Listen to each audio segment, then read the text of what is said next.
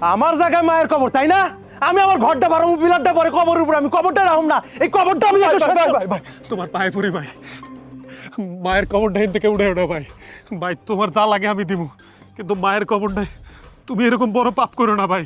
এই করবো না কি করবো? হ্যাঁ, আমার জায়গায় কবর দিছস আর সুন্দর জায়গায় মার কাছ থেকে লিখে লইছস না? আমি ছিলাম না বাড়িতে, মারে কবর দিছস এখানে, আমি এর সাথেই কবর, আমি বিল্ডিং করবো। আমার টিনের ঘর থাকা লাগে, তুই বিল্ডিং করে থাকস, আমি কি করবো? হ্যাঁ কি করব? আমি এই কবর এখন এখান থেকে তুলে আলাদা। ভাই ভাই ভাই ভাই আমার কথা ওঠো ভাই, আমি তো এই জায়গা চাই নাই ভাই।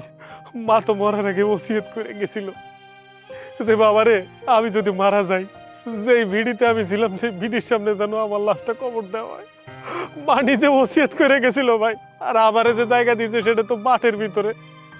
ওইখানে আমি মাটি দিছি, অনেক কষ্ট করে মাটি উঁচা করে ঘর করছি ভাই, নিজের কষ্টের টাকা। বিশ্বাস কর ভাই, আমি মার কাছ থেকে কোনো টাকা পয়সা নেইনি, শুধু জমিটা আমারে দিয়ে গেছে ভাই। আর তুমি এখন মায়ের কবর ডাইন থেকে উঠে ফেলতে চাইতেছো? একদম চালাকি করবি না, একদম চালাকি করবি না। তোরে আমি খুব ভালো করে চিনি, তোরেও চিনি, এই বুড়িরও চিনি। যখন মরছিল না আমারে দেখতো না ভালো মতো, তোরে ভালোবাসতো, তোরে সুন্দর করে করে আদর করতো, আমারে করতো না। আমি আমি সব মনে রাখছি। আর আমি এই কবর আমার জায়গায় রাখবো, বুড়ির এই কবর রাখুম না, এই কবর এখানে তুলে লইবি না, কিন্তু আমি এই কবর ফালা দেবো, কিন্তু কয়ে দিলাম তোরে আমি। আদিক্ষেতা, এখানে কোনো আদিক্ষেতা চলবে না। আজকেই কবর তুলবো, আমরা এখানে বিল্ডিং বানাবো। আর যদি ওরা না কথা শুনে তাহলে ওদেরকে বলো জায়গা কিনে দিতে, আমরা পাশেই বাসা বানাবো। ওদেরকে বলো ভালো দেখে একটা জায়গা কিনে দিতে।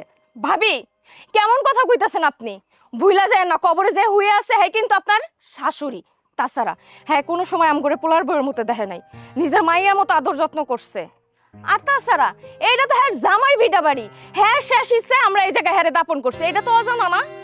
আর আপনি যেমনে কথা কইতাছেন মনে হয় যে আমরা নিজেরা ইচ্ছা করে ষড়যন্ত্র করে হ্যাঁ দাফন করছি।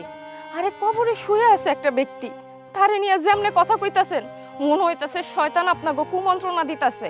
বিবেক বুদ্ধি সব লোপ পাইছে আপনাগো। ও যা কইছে ঠিক কথাই কইছে। শোনো, তোমরা ছোট ছোটর মতো থাকবা, একটা কথা কইবে না। আমি এই কবর এখান থেকে হালায় দেবো, তোমরা যা মন চায় তাই করো। এখানে মিস্টার মারুফ সাহেবকে? কেন আমি? আসলে আমি ব্যাংক থেকে আসছি। ও ব্যাংক থেকে আইছেন? হ্যাঁ আচ্ছা দাঁড়ান, আমাকে একটু বলতে দেন। আরে না না, শোনার দরকার নাই, আমি বুঝছি।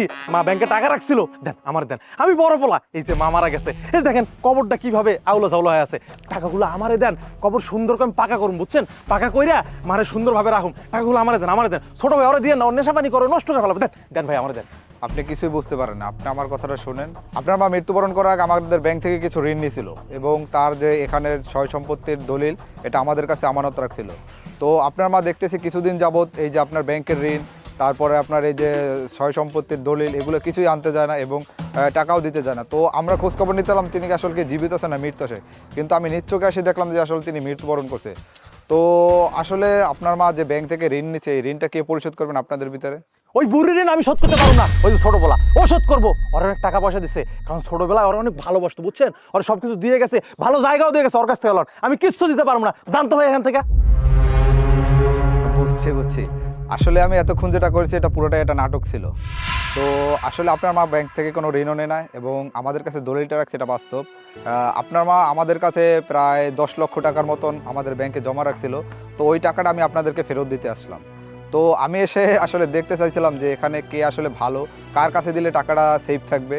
তো এই জন্য আমি এই পরীক্ষাটা নিলাম, কিন্তু আসলে যেটা দেখলাম যে ওখানে যার ডকুমেন্টস দেওয়া ছিল যে মারুফ সাহেব, আসলে তিনি আসলে খুব ভালো মানুষ না। এই জন্য আমি ভালো মানুষটাকে এটা খোঁজার জন্য এই পরীক্ষাটা নিয়েছিলাম।